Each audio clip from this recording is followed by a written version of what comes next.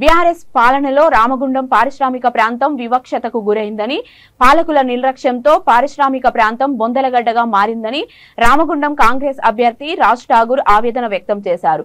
పెద్దపల్లి జిల్లా గోదావరి కనిలో ఆయన మీడియాతో మాట్లాడారు. ముఖ్యమంత్రి కేసీఆర్ కుర్చీ వేసుకుని కూర్చొని ఓసీపీలను ఆపుతానని ఇచ్చిన హామీని విస్మరించారన్నారు. సింగరేణి సంస్థకు అనుబంధ పరిశ్రమలను నెలకొల్పకుండా నియోజకవర్గాన్ని చీకటిమయం చేశారని ఆయన విమర్శించారు. సింగరేణి, ఆర్ఎఫ్సిఎల్ వంటి పరిశ్రమలు స్థానిక యువతులకు ఉద్యోగ అవకాశాలు కల్పించకుండా ప్రైవేటీకరణను ప్రోత్సహిస్తున్నారని రాజ్ ఠాగూర్ ఆగ్రహం వ్యక్తం చేశారు. కాంగ్రెస్ పార్టీ 6 గ్యారంటీలతో పాటు స్థానిక సమస్యల పరిష్కారానికి కృషి చేస్తామని ఆయన హామీ ఇచ్చారు. రాష్ట్రంలో 80 సీట్లతో కాంగ్రెస్ ప్రభుత్వం ఏర్పాటు చేస్తామని, రాష్ట్రంలో దొరల పాలనను అంతమొందిస్తామన్నారు.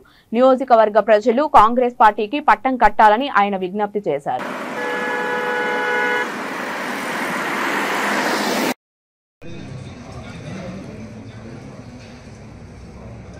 ఖచ్చితంగా ప్రభుత్వాన్ని భారీ మెజార్టీతో ఏర్పాటు చేస్తాం. ఇచ్చిన 6 గ్యారెంటీతో పాటు ఈ ప్రాంత స్థానికంగా ఉన్న సమస్యలన్నీ పరిష్కారం చేస్తాం. ఈరోజు ముఖ్యమంత్రి గారు వస్తున్నారని చెప్పి నేను ఇక్కడ చదివాను. వారికి నేను సూటిగా 4 ప్రశ్నలు జవాబు ఇప్పుడే అడిగాను. దానిపై జవాబు చెప్పాలి. ఈ రామగుండంని ఓపెన్ కాస్ట్ కాకుండా చేసుకుంటా కుర్చేసుకొని కూర్చుంటా అని చెప్పిన మీరు ఏం జవాబు చెప్తారో దానిపై స్పష్టమైన ఈ ఊరిని బొందలగడ్డ చేసినందుకు జవాబు ఇస్తారా అని అడుగుతా ఉన్నాను. రామగుండంలో పవర్ ప్లాంట్ కట్టకుండా చీకటిమయం చేసినందుకు జవాబు ఇవ్వాల్సిన అవసరం ఉందని చెప్తాను.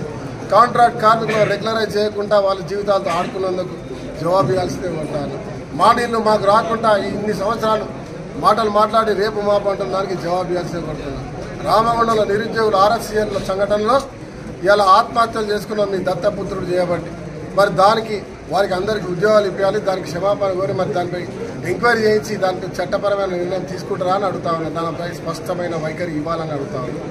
దాంతోపాటు ఇక్కడ అనేక సమస్యలు మా ఊరిని నిర్లక్ష్యం చేసి మాంచెస్టర్ ఆఫ్ ఇండియాగా ఉన్న ఊరు ఇవాళ బొందలగడ్డగా మారింది, నిర్లక్ష్యానికి గురైంది, పూరిగా నిరాధారణకు గురైంది, ఇలా చీకటిమయమైంది.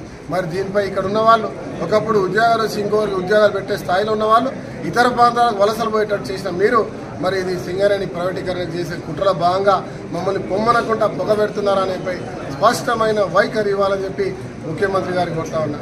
ఇలా కేటీఆర్ గారు మీరు అనేక మార్లు 100 కోట్లు అన్న ఎక్కడ రూపాయి రాలేదు.